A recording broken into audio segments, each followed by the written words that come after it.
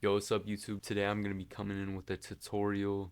I know it's been a while. For the past month I've just been posting like cookup videos of me just making beats, zero talking at all. But today I'm going to be explaining music theory for like basic producers, like people who just started out. And this is a video I've like really had a passion to make for a while because I remember when I first started, I was so bad. I had no idea what I was doing because growing up, my parents like tried to make me play piano.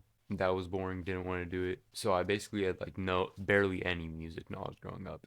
And so I just had to learn as I was messing around on FL Studio. And I didn't have somebody to break it down in a very simple way. So I'm basically making this video like if I was talking to my younger self. But then at the end of the day, there are no rules to music theory.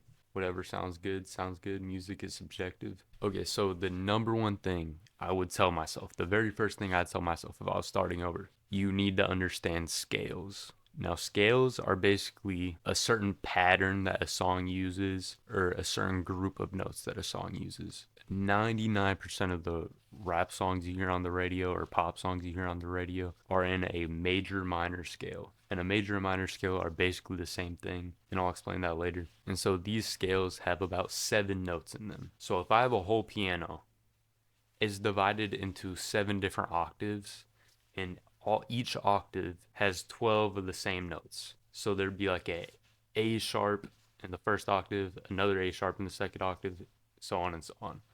So every octave has one of each note. So I'm in FL Studio right now. Let's say I start at C. 1, 2, 3, 4, 5, 6, 7, 8, 9, 10, 11, 12. And then you're back at C, but in the fifth octave. In between these two octaves, you have around 12 notes. And then in the major and minor scales, there's about 7 notes in those 12 that you can go to. And I'll basically show you the notes and the pattern that it uses. So this is a major scale right here. If I use all of these notes, it's gonna sound good. Okay, I'll show you an example. Just throw something really random down. But if I decide to stay in those notes and kind of out of the notes, it sounds bad.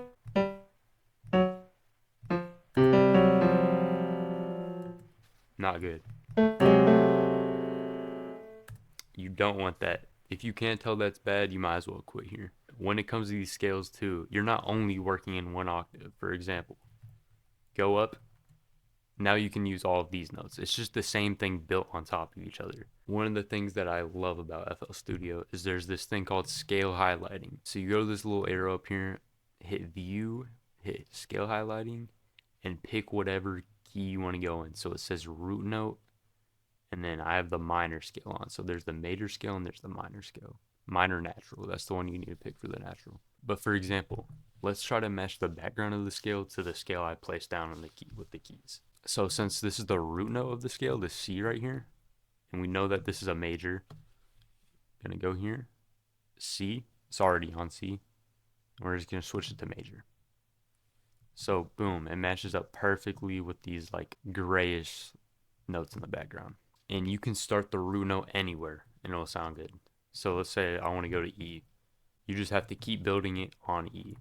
And if you remember in the beginning, I said that the major and minor scales are basically the same. And I'll explain what I mean by that. So I'm going to go to the stamps up here. I'm going to grab a major scale and then I'm going to grab a minor scale. And I'm going to put them right next to each other. Okay, you're probably looking at the screen and thinking, Andrew, these look nothing alike. Well, if you just shift this one 3 down, then as you can see, it will match. And then you bring this up here to match with these two, and it will be a perfect fit. So basically, A minor equals C major. If you look at a piano it's actually designed around these two scales. All of the white notes follow a scale, and the scale pattern basically goes something like whole, whole, half, whole, whole, whole, half for the major. So look at this. Whole step, skip one. Whole step, skip another one. Half step, don't skip one. Whole, whole, whole. And then the cycle continues with the half step. Now the minor scale, it goes whole step, half step, whole step, whole step, half step, whole step.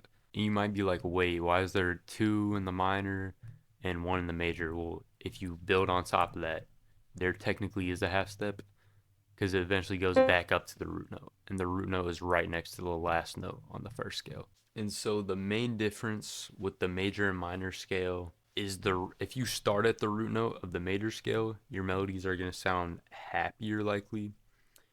But if you start at the root note of the minor scale, it's going to sound likely to be more sad. And we'll get into that later in the video when I show you how to build melodies with this.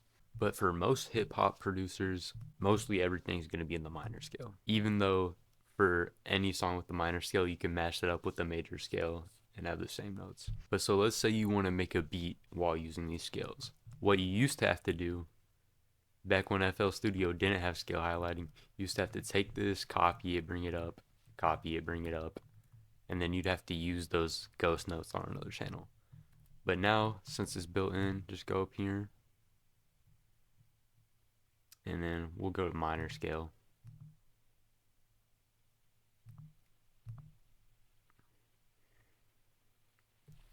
And you can pick any root note. I'll just pick a random root note, G. Or actually, I think I'll do A for this video just because that's like the main scale that every beginner uses. So with these scale highlights, you can see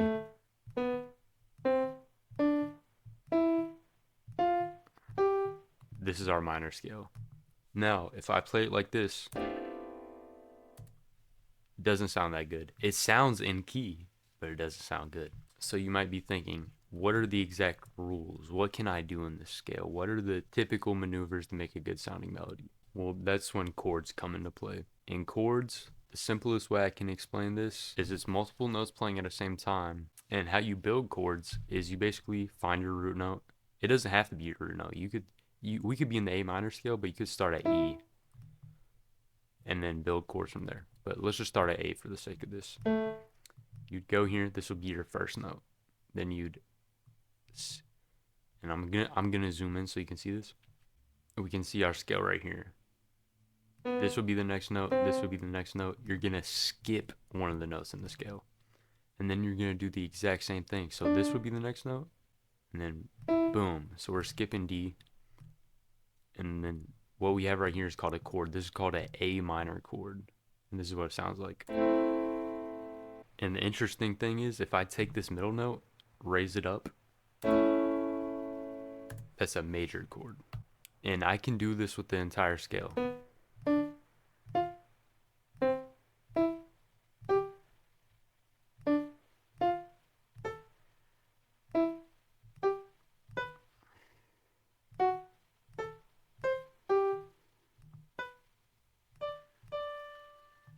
Okay, when I play all the chords in the scale, listen closely and tell me which one sounds wrong.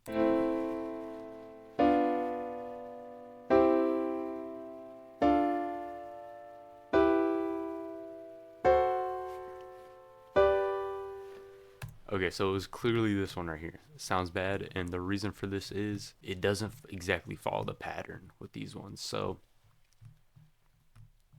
if you notice, for those are called triad chords when you have three notes. It usually does something like you start at the 1 and then you go up 3. So 1, 2, 3. This is where we're at. And then once you build up 3, you go 1, 2, 3, 4. Then you'd have a minor chord. But whenever you're making a major chord, you go 1, 2, 3, 4, 5, 6, 7. So it'd be 4 and 3. And that'd be a major chord. And typically alternating between these chords sounds good. But whenever you have a chord like this is called a diminished chord, where it skips 2 and then skips 2 and then sounds like that, really dark. That typically never sounds good in songs. So whenever you're using the scale, try to avoid whenever you actually make that type of chord. I'm going to show you a couple popular chord progressions that you probably have heard in trap music. So this is called the 1-4 chord progression. And they call it that because it starts at the root note, which would be 1, and then at the 4th note in the scale, which would be D. And it sounds like this. And sometimes when you hear this, they invert notes, and we'll get to inverting notes later, but I'll just give you a sneak peek at that right now. It's basically just when you take this, like really any note in the chord, and you bring it down like that. So it sounds the same but kind of different because you're using the same notes, but it's not in the same octave. So basically what we're doing here is we're bringing it up or down 12. And when you bring it up 12 or down 12, It's going to be the same note, but in a different octave. So it's guaranteed to always go up. Another chord progression, you hear this a lot in Travis Scott songs, is you might go to the fifth note in the scale, build a chord like that.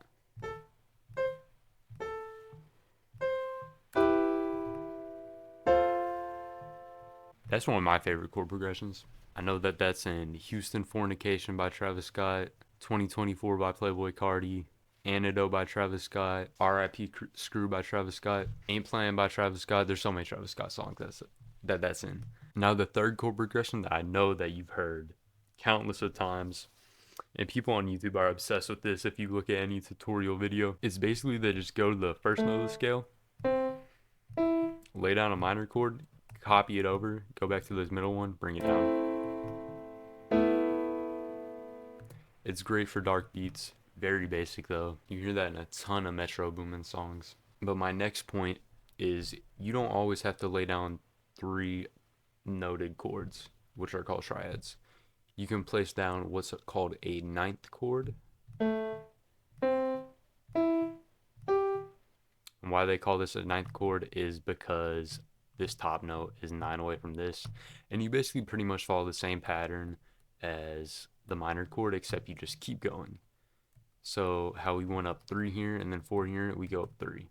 But then if you're making a major chord, you go here and then you go up 4, go up 3, and then go up 4. And here's the difference between them. And as you can hear, this versus this one has like way more color to it and just sounds cooler overall. And then they also have 11th chords where you just keep building on the 4-3, 4-3, or the 3-4, 3-4. And that just sounds, but you don't want to overdo it. You don't want it. I mean, that sounds good. But yeah, anything past this is like, yeah, that's just too much. And back to the inversions, you can also take any of these notes and invert them how you like. So that sounds different than what we had before. Or you could invert something down. So let's say I have this chord. Let's say I want to make it sound cooler. I can take this root note, bring it all the way down here, give it bass, make the melody sound more full. So you're basically just copying this and inverting it down, but you want to keep this note here.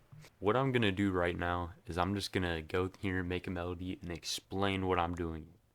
Explain how I'm doing it as I'm doing it. So for this scale, I'm going to just pick something right now. I'll say C sharp minor. C sharp minor. Let's go with that. And then I'm going to turn on the scale highlighting. Eventually, once you do this for a while, you don't need scale highlighting. Usually what I do when I'm trying to make like a really beautiful piano melody is I'll just start with the root notes.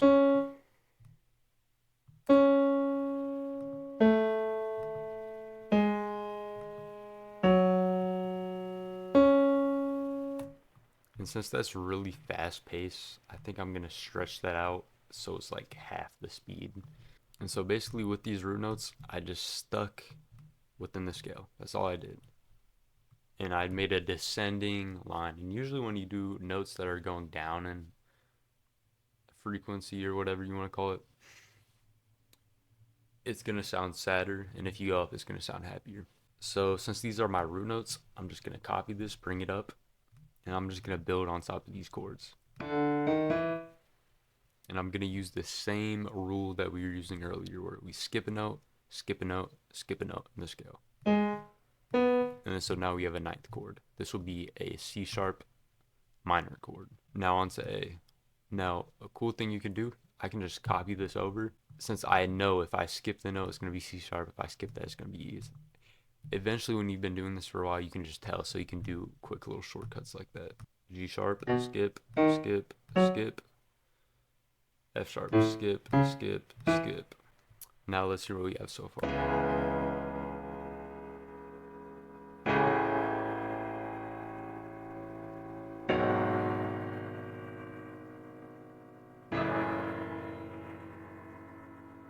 So that sounds good, but it sounds just really basic and generic. I feel like I've heard a million songs with that same exact chord progression. So since this sounds basic, I'm just gonna add notes where they sound good. You don't really have to stick to rules as long as you're in the scale. Probably gonna sound good.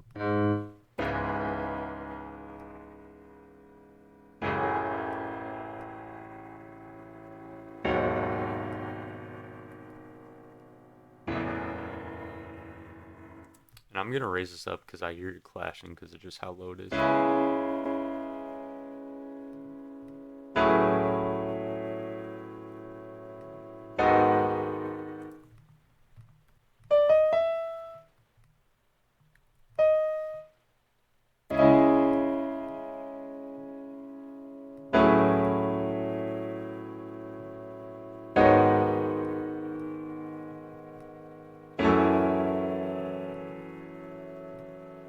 So since this note sounded wrong, I'm just gonna put it somewhere else.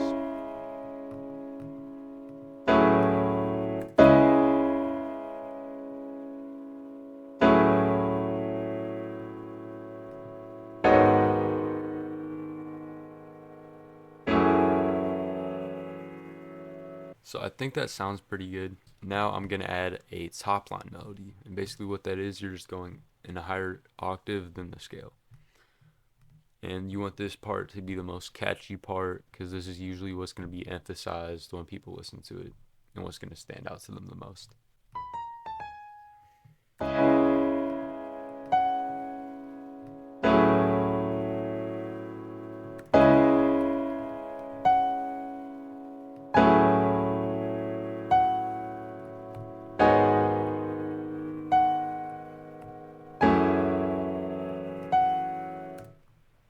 So repetition is good, but at the end I kind of want to switch this part up.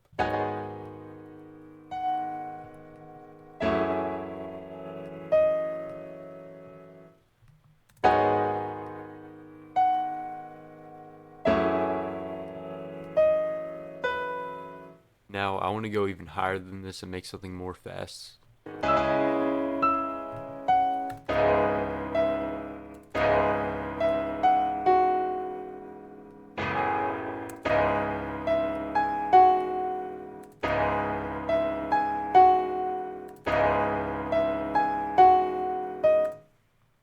I'm gonna move this over.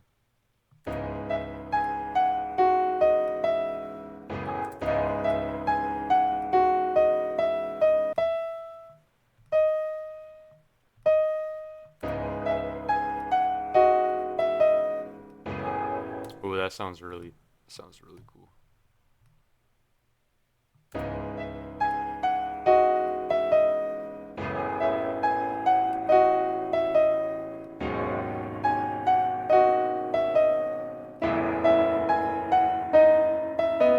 So I want to switch it up at the end here too, just to add variation.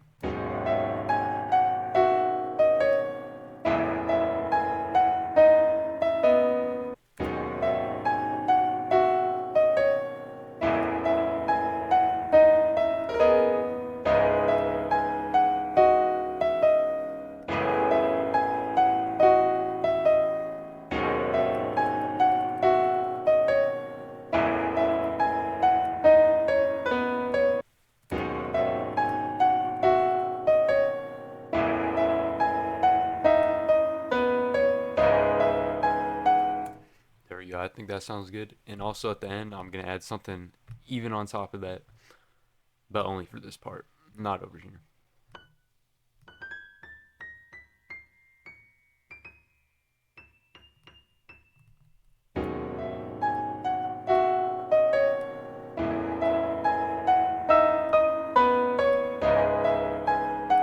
So I basically just took this and put it up an octave.